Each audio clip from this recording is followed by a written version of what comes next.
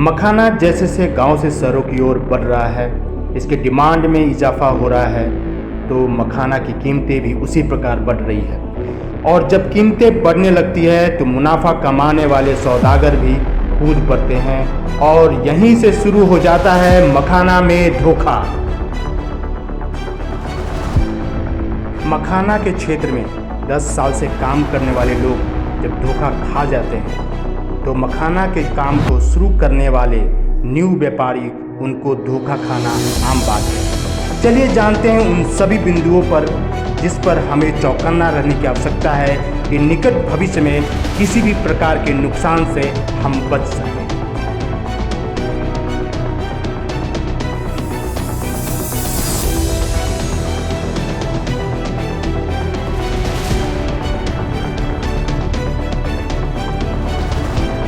क्या विक्रांत, मंडी की स्थिति कैसी है? मंडी बिल्कुल कंट्रोल में है और अभी तक हम लोगों ने 80,000 बोरा स्टॉक कर लिया है। अगर कोई बाहर का व्यापारी आता है तो उस पर नज़र बना के रखना है और तब रेट बढ़ाना है। अभी किसी प्रकार का रेट बढ़ने नहीं देना है।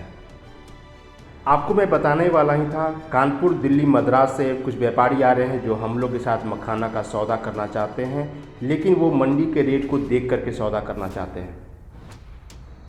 बहुत अच्छी बात। कितना का सौदा होने वाला है? लगभग 3 करोड़ का।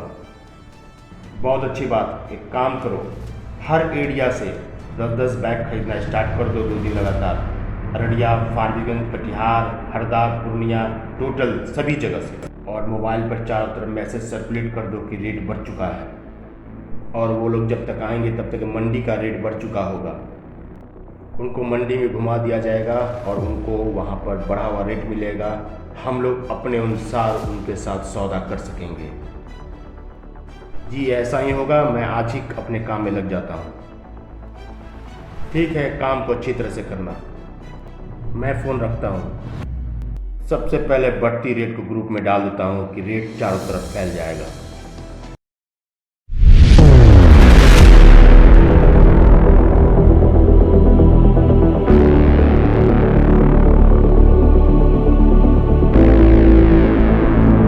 दूसरा जो सबसे महत्वपूर्ण चीज़ है वो है चलनी, जिसमें हम लोग मखाना को चाला करते हैं 4 सूता, 5 सूता और 6 सूता में।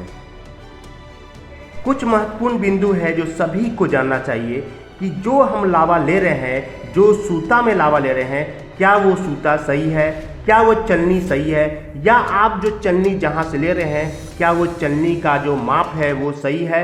और इस बात को अगर आप नहीं जान रहे हैं और जिस व्यापारी से आप ले रहे हैं उसको ये पता नहीं है तो आप यहाँ पर खा सकते हैं धोखा।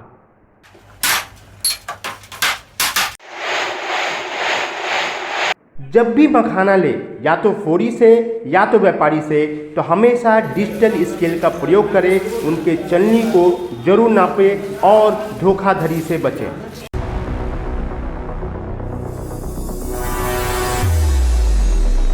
कितना है? 27। अच्छा,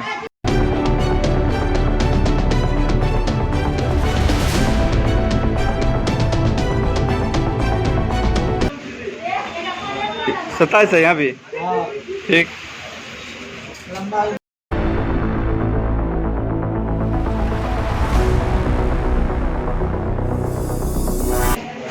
लंबाई 44। चलिए आइए हम लोग ग्राफिक के माध्यम से समझते हैं। ये जूट का बैग है, इसकी जो चौड़ाई है वो एग्जैक्ट 27 है और इसकी जो लंबाई है वह है आपको 44। इस 3 नंबर के बैग को बड़े ध्यान से देखिएगा। जब भी कोई जूट का बैग होता है तो उसमें जो है 2 सिलाई होता है। एक आप सिलाई देखिएगा ऊपर से, एक अंदर से होता है सिलाई। इस सिलाई में जब ऊपर से नापा जाता है तो वो बोरा तो 27 का होता है, लेकिन जब वो लावा अंदर डाला जाता है तो एक तरह से वो 26 के बैग में आता है। यहाँ पर आपको 250 ग्राम से 500 ग्राम तक लावा का नुकसान हो जाता है। ये जो आप घेरा देख रहे हैं, इस घेरे में गैपिंग होता है जो किसी को पता नहीं चल पाता। इस 1 नंबर के बैग को बड़े ध्यान से देखिएगा। इसकी लंबाई एक समान नहीं है, इसकी चौड़ाई एक समान नहीं है।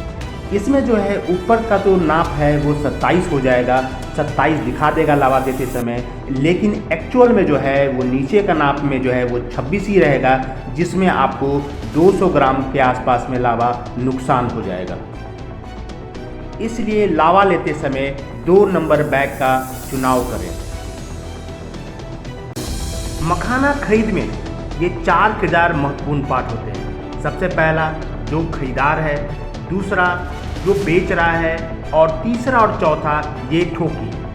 ठोकी किसके पक्ष में काम करता है, बड़ा महत्वपूर्ण चीज़ है। वो जिसके पक्ष में रहेगा उसके पास लावा ज़्यादा आएगा। इसलिए मखाना लेते समय ये ठोकी पर नज़र रखना जरूरी है, तथा ये आपके विश्वसनीय हो ये भी ज़रूरी है, तभी आप मखाना के कारोबार में सक्सेस कर सकते हैं। तो दोस्तों, इसी प्रकार के परिपूर्ण वीडियो को देखने के लिए लाइक करें, सब्सक्राइब करें और बेल आइकन को जरूर प्रेस करें।